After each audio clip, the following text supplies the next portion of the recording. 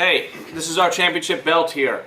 If you have any pictures of your Fantasy Football League titles, post them on our page. We'd love to see them. This is ours. It's called the Donaldson. Matt Donaldson used to work with us. He doesn't work with us anymore. So we just cut up his name tag and put the Donaldson, and that's the title. And that's how we roll. Now, Cherokee, like, we'll be talking to me and Mike about you, like, Christ, what are we going to talk about this time? And he puts it in the fucking video. Hey guys, welcome back to another edition of The Final Whistle. Mike and Dom here. Get you set up for your fantasy football advice for week 11 this week. 12. 12. Try that again.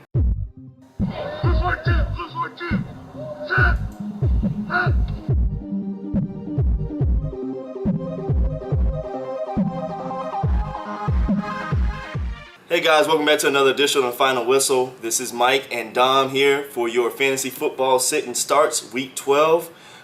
Really excited today. We actually have a call-in question. See what we got here. This is history we're witnessing right now. Here we go.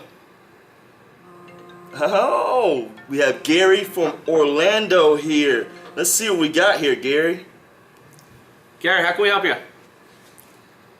Hi, The Final Whistle.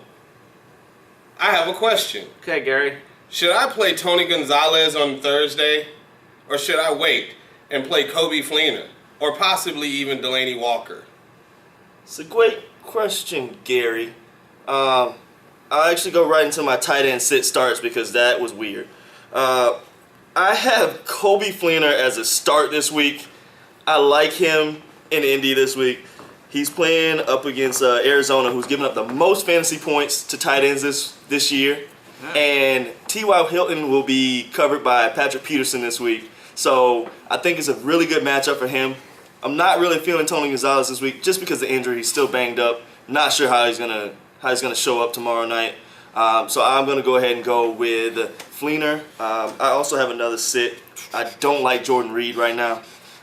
He's banged up too. Hasn't passed his concussion test.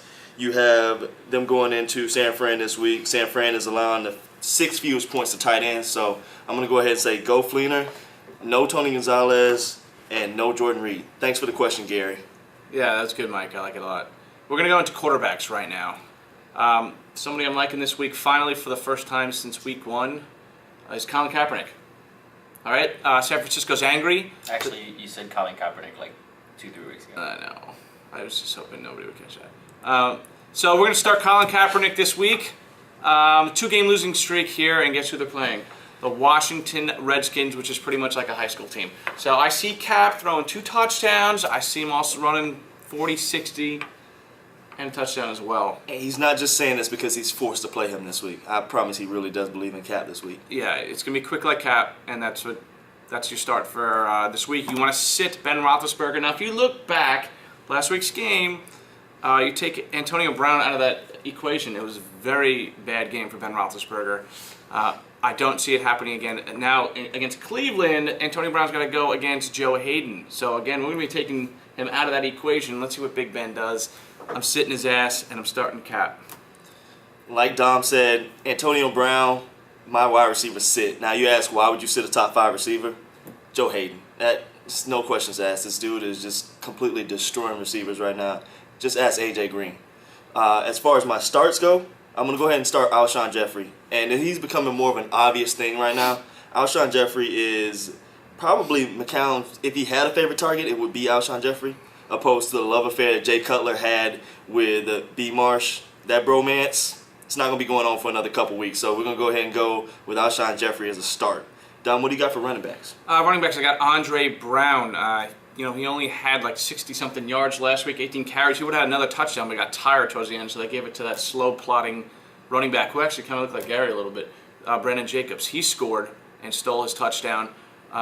Dallas, last 3 games, has given up 554 yards to running backs. I'm loving Andre Brown this week. I'm hating Ray Rice. I'm not buying into that crap he did last week. He played against a very banged-up defense. I'm sitting Ray Rice this week. I actually think Gary looks like Stephen A. Smith, but... Yeah, he looks like an overweight Stephen A. Smith. He does. Mike, what else you got for us? That's all I got, guys. You okay?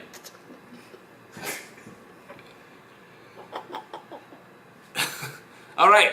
This is Mike, Dom, this is the final whistle. Gary, you want to come back in, say hello? Okay, he doesn't. Remember, there's no gray area in these pictures, white and black. Actually, no, I just fucked that up. There's no black and white. No, wait, what was that? What was it again? That's all we got for you today, guys. Remember to follow us on Facebook and Twitter. Yes.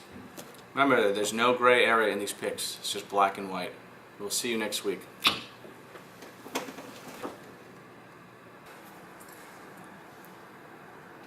Can you see him? You gonna ask me if I can see him? Look at him. I mean, no, now you can. Now you can. We got our first question. It's from Gary here in Orlando. Gary. Yes. I have a question, final whistle. All right, and guess what? We have our first question. Gary in Orlando. What's your question, buddy? Are you filming now? Yes. Oh, shit. All right, and we have our first question. Gary in Orlando. What's your question, buddy? Yes, final whistle.